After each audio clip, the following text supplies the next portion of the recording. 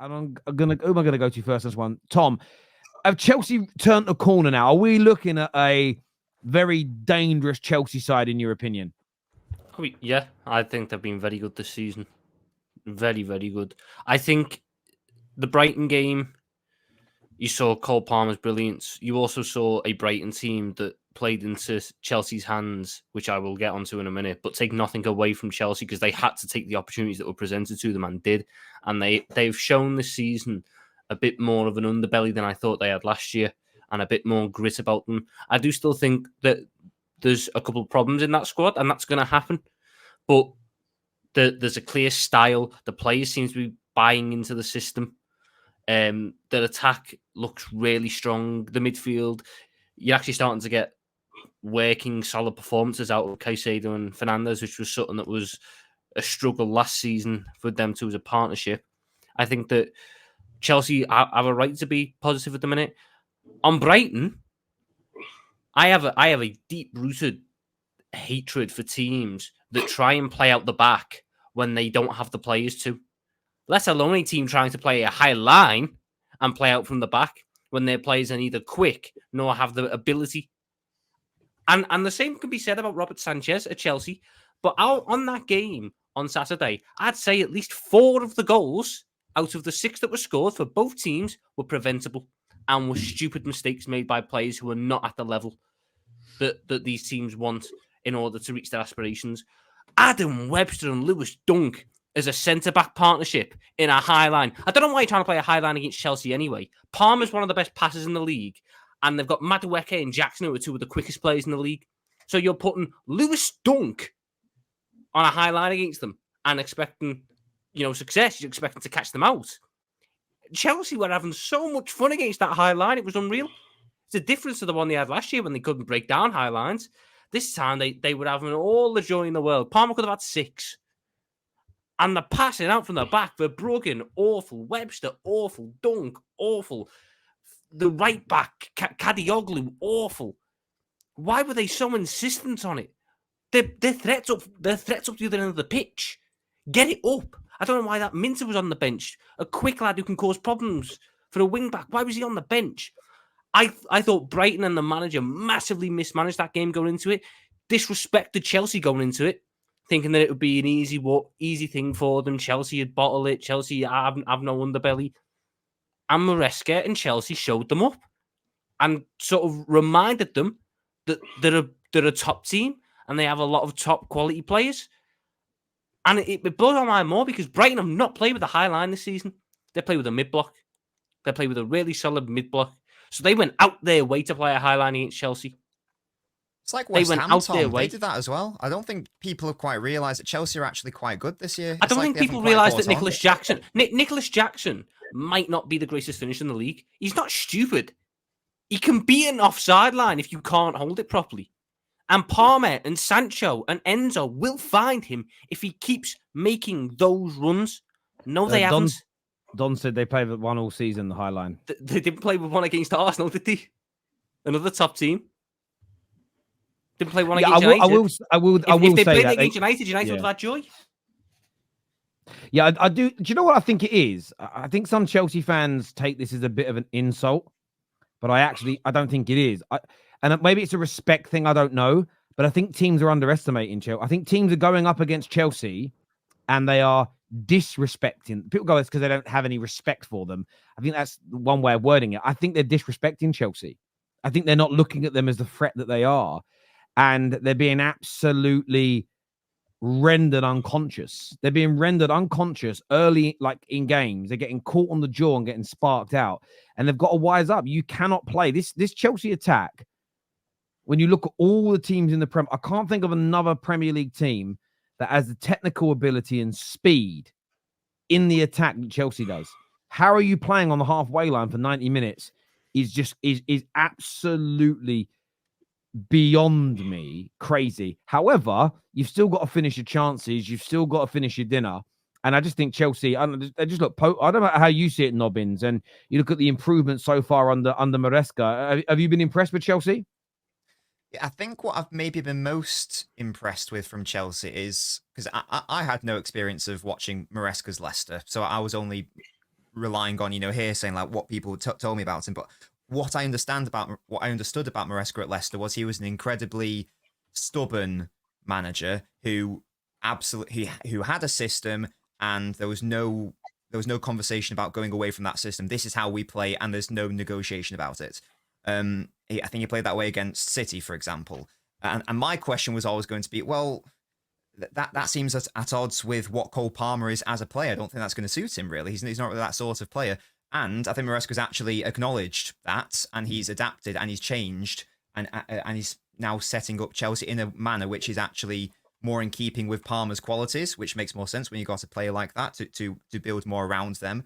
So fair play to Maresca, to be honest. As I say, I thought that he was going to be stuck in his ways and stay stubborn, but he's seen the issue very early on.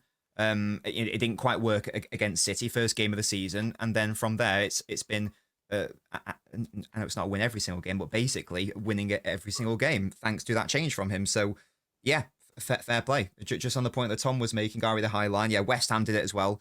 Like it was so bizarre because like West Ham against City played as you would expect, defensive, low block, etc. And then Chelsea come to town. It's like, oh yeah, we can get at these. And I just wonder how long will it be until teams again realise that maybe the best combination isn't high line into their really quick transitional players plus Cole Palmer's passing. So if and when that happens, like Arsenal experienced a similar thing, when teams realised how good they were and then they had to deal with low blocks. So it'll be interesting to see as the season goes on, will teams catch on to that, and then how will Chelsea react? And that'll be another test for Maresca. But so far, yeah, I've been impressed, to be honest. I'll tell you what, that game on Sunday, Brighton versus Spurs, is going to be interesting.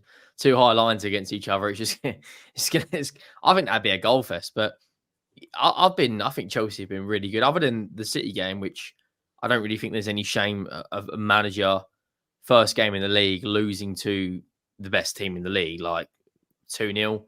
But the way they've responded, they've given Brighton a battering, they've given Wolves a battering. Yeah, they should have beaten Palace, but they've got. I think, correct me if I'm wrong, I think they've scored the most goals in the league. I think, is it by 2 or 3 now? Cole Palmer at the moment is, in terms of form, is the best player in the league. He's absolutely unplayable. I think he's the first player in Premier history to get 4 goals in the first half of a league game.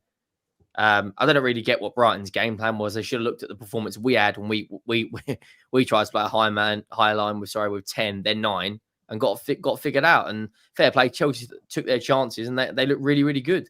They've got through to the next round of the Conference League. That they're winning in the League Cup as well.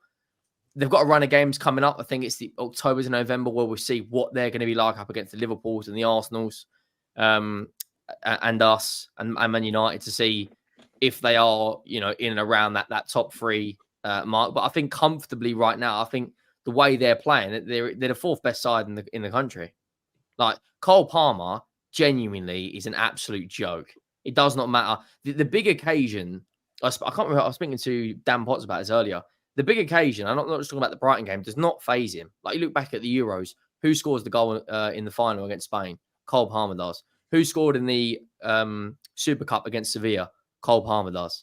He's an absolute machine. And look, they've pinned him down to a 9-year deal, so they've got an absolute gem on their hands until like 2058 or whatever it's going to be by the time he retires. But yeah, I think they've been really, really good. He's an absolute X factor for them. Yeah, there's only 2 players in the league that you can say are an X factor, and maybe I wanted to put Salah there, but I feel like his best days are probably a little bit behind him. But it's Haaland and him. The fact that he keeps up with Haaland with GA doesn't get talked about enough. I'm not gonna lie. Just because Haaland is scoring at a crazy rate, GA is insane that Palmer is even close to him, because Haaland is an absolute anomaly. But Palmer, I saw someone the other day saying you're Palmer FC. I'd love to be Palmer FC, because when we last won the league, we were Robin Van Persie FC. No one remembers what happened years later. Win me the league if we're going to be that player FC. Palmer is absolutely amazing. On form, as you said, he's the best player in the world right now. I want to ask Giuseppe this question. Do you think Man City are going to regret backing Foden and getting rid of Cole Palmer? Because for me right now, one of them is, and that's Cole Palmer, is absolutely clear of Foden, especially when it comes to that X factor, the goals. I mean, Pep's not even starting him.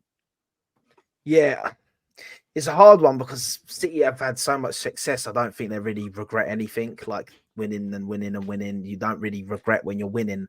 But was it a mistake? Yes. Was it a blessing for the rest of the teams? Yes, because if this Palmer was in City's team, it would be peak. But I don't think they'll regret it, because I think that they've sold him, and Pep Guardiola's looked at it and said, we've got good enough players that it won't really say matter him going.